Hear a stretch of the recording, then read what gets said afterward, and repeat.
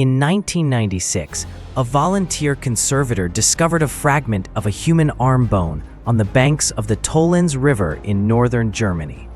Embedded deep in the bone was a flint arrowhead. From that moment, the history of Central Europe began to shake. Subsequent excavations uncovered not just a single human body, but an entire ancient battlefield stretching hundreds of meters along the river. Over 13,000 fragments of human and animal bones were found, many bearing clear signs of cuts, punctures from spears, arrows, and daggers. Numerous skulls were crushed, spines shattered, and limbs severed. Some skeletons still had bronze arrowheads lodged in the bone. Many individuals were killed while riding horses. The evidence is undeniable. This is the largest prehistoric battlefield ever excavated in Europe. It is estimated that between 3,000 and 5,000 warriors fought here around 1,300 BCE, a time when Egyptian civilization was flourishing and Troy had yet to fall. And yet, history records nothing of this battle. No epics, no legends, no accounts from any known culture. An event so large, it claimed over 1,000 lives in a single day. Completely erased from human memory, the question is, why? Why did a battle of such scale, involving thousands of warriors and metal weapons, leave no trace in tradition or written records? Who were the dead? Who were the victors? And why did they fight in a remote, swampy area with a population density of fewer than 5 people per square kilometer at the time? Tollense is the greatest mystery of modern European archaeology, and it is only beginning to be unraveled. Part 2. 5,000 men fought. Anthropological analysis of hundreds of bone fragments showed that most of the victims were males between the ages of 20 and 40, the prime age for combat. Many bore signs of previous injuries that had healed, broken forearms that had mended, skull fractures that had fused, rib cages deformed from past impacts. These were not farmers forced into battle. They were seasoned fighters, men who had wielded weapons before, who had survived past clashes. But not this one. Most of the skeletons showed no signs of medical treatment. No splints, no surgical cuts, no evidence of intervention. All wounds were final, piercing, slicing, crushing. An arrowhead lodged through a shoulder blade, a sword strike that split a jaw in two, a skull smashed like a ripe melon. There were no survivors to tend the wounded, no time to save anyone. The battle may have lasted less than a day, with such speed and violence that neither side could recover their dead. There were no burial rites, no graves, only flowing water to wash them away, mud to bury them, and silence to cover it all for 3,000 years. No ancient texts mention this battle. No name, no heroes, no legends. Only one thing is certain. This was the site of a battle that was organized, commanded with a clear objective and devastating consequences. Part 3. The weapons of ancient warriors. Archaeologists found dozens of bronze arrowheads, some still attached to charred wooden shafts, some embedded directly in human bones. Many other arrows were made of flint, a type of weapon common during the Stone Age, but thought to have been obsolete for thousands of years by the time the battle occurred. The presence of both metal and flint weapons on the same battlefield reveals something remarkable. Two armies with completely different levels of technology and armament clashed here. One side may have been a local force, equipped only with rudimentary tools made of wood and stone. The other was a more organized army from farther away, bearing bronze weapons, the hallmark of power in that era. It wasn't just handheld weapons. Horse bones were also found at the site, identified as belonging to at least 5 different animals. In one case, an arrow pierced a rider's arm, indicating he had been shot while on horseback. This suggests the more elite force may have had cavalry, serving as commanders, riding horses, directing troops, and striking down infantry warriors from a distance. One area caused archaeologists to pause for days. 1,478 bone fragments within just 12 square meters. This may have been the site of an ambush, a point of entrapment, or a deliberate mass killing. It's possible the weaker force was cornered here, fighting to the last man. Also noteworthy, no swords were found, but many bones showed sharp, straight, deep cuts, typical of bronze sword wounds. It's possible the swords were all taken after the battle, since valuable metal spoils were always the first to be collected. Tollense wasn't just a place where people died. It was a battlefield where the weapons technology of the age collided. Flint clashed with bronze. Crude clubs struck against armored warriors. Horsemen charged into crowds wielding sticks and axes. And it was precisely this contrast between advanced technology and desperate resistance that made Tollense a killing ground unlike any other. Part 4. Unusual Traces. While diving for human remains at the bottom of the Tollense River, an archaeological team discovered something unlike any other war debris found before. A cluster of 31 bronze artifacts, lying close together as if once contained in a box or leather pouch that had since rotted away.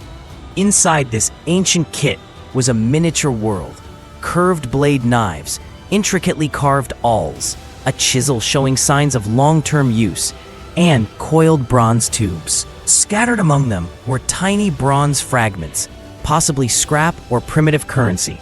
To archaeologists, these weren't just tools. They were the belongings of a skilled individual, someone with a specialized role and refined expertise. This man was not a soldier. He may have been a traveling smith, an armor repairer, a jeweler, or a highly skilled technician trader. And his presence on this battlefield was no accident. Analysis of the design, decorative style, and the bronze alloy used in the toolkit revealed they did not originate from the Tollense region. Similar items have only been found in southern or central Europe, hundreds of kilometers from the site. This means someone or a group had traveled a long distance to reach this place, bringing with them not only skills, but rare, valuable goods. Why would a craftsman be on a battlefield? Perhaps he accompanied the army to repair weapons on site, like a mobile forge. Or he was part of an armed merchant convoy, transporting goods, raw materials, or precious metals along an ancient trade route. There's also the possibility that he had a special mission, a witness, a technician, or even a target. Tollense, therefore, was not merely a site of armed conflict. It was a strategic junction, a place where people from distant lands gathered, bringing with them technology, ambition, and reasons never written down. This discovery changes the entire perception of the battle. It was not a local clash between neighboring tribes. It was a multi-regional confrontation, organized, supplied, and structured with clear roles and specialized tasks. At Tollense, people didn't only die by weapons. Some died carrying secrets they never had the chance to share.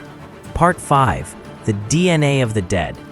After human bones were excavated from Tollense, the biggest question was, where did they come from? Was this a clash between distinct peoples, a distant invading force versus a weaker local population? Or was it something more complex? To find answers, scientists sequenced the genomes of the 14 most intact skeletons. The results were surprising. All individuals carried genetic markers typical of Central European populations. None came from the Mediterranean, the Balkans, or Scandinavia, contrary to earlier theories based on the diversity of weapons and artifacts. Even more intriguing was the analysis of the lactase persistence gene, the ability to digest milk in adulthood, now common in Europe. The findings? None of the individuals had this gene. Despite widespread belief that the ability to digest milk had already spread across Europe thousands of years earlier, the warriors at Tollense still carried the ancestral version, lactose intolerant, like their hunter-gatherer forebears. This opens up a critical possibility. At the time of the battle, some of the most important genetic adaptations in European history such as milk digestion, had not yet become widespread. The Tollense fighters still lived like ancient communities, relying on meat, wild plants, and primitive cranes, far from being as evolved as we once assumed. Another debated clue: traces of millet found in the dental plaque of some skeletons. Millet was a cereal crop commonly cultivated in the south, in regions like the Balkans or Hungary during that era. Initially, this led many to speculate that one of the warring factions had come from the far south.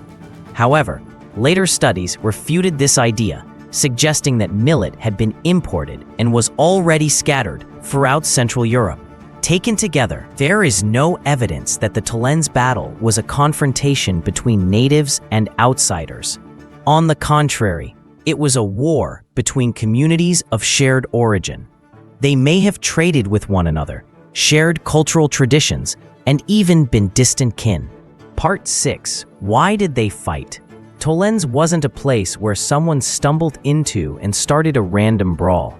It was a crossroads, a critical link in a prehistoric trade network. Using geomagnetic imaging and laser topography, scientists discovered a submerged structure beneath the muddy soil, a wooden bridge or causeway stretching up to 120 meters across the swampy terrain. It had been built centuries before the battle, but clearly renovated just before the clash occurred. This bridge wasn't merely a transportation structure. It was a strategic gateway, the only safe crossing over the Tollense River for tens of kilometers. And in the Bronze Age, that wasn't just a path. It was a lifeline for transporting essential resources. Tin, the key ingredient needed to produce bronze, wasn't available everywhere. It had to be mined from distant mountains like the Erzgebirge or Cornwall, then transported overland through multiple relay points to reach metallurgical centers. Amber from the Baltic Sea, pearls from Persia, and colored glass from the Mediterranean all have been found in ancient graves near Tollense. This proves that the area was once part of a vast, continental-scale trade route. So what happened? A growing theory suggests this: a well-organized and heavily equipped army, possibly from the south or west, attempted to cross the bridge and seize control of this vital trade route. They had cavalry, bronze weapons, and may have been backed by a larger power, a chieftain, an alliance, or an expanding culture. And they were stopped. By whom? Possibly by local groups, those who lived off trade, transported goods, or simply wanted to protect their territory and livelihood. The confrontation was no longer a tribal skirmish. It became a battle for control of a prehistoric supply chain. A supply chain powered by feet, backs, horses, and blood. Thousands of years ago, war was still war. The motives remained the same: land, resources, roots, and power. Tollense was no exception. It is simply the first and only clear archaeological evidence that humanity has fought over trade routes long before nations even existed. And if a battle this large could be forgotten for 3,000 years, how many others have we also forgotten? Tollense is the earliest known buried battlefield in European history, and possibly the first war fought over geopolitics, over the control of trade, over a future decided by the strong. Today, we use civilized terms: territory, borders, sovereignty. But at Tollense, it was just mud, bones, and a silence that lasted 32 centuries. We think war is a modern invention. Tollense proves the opposite. Humans have waged organized strategic war since before they could even write. And if such a brutal conflict could vanish from history, how many crimes, treaties, glories, or betrayals still lie buried, waiting to be told? History is not always written by the victors. Sometimes it is buried by the survivors.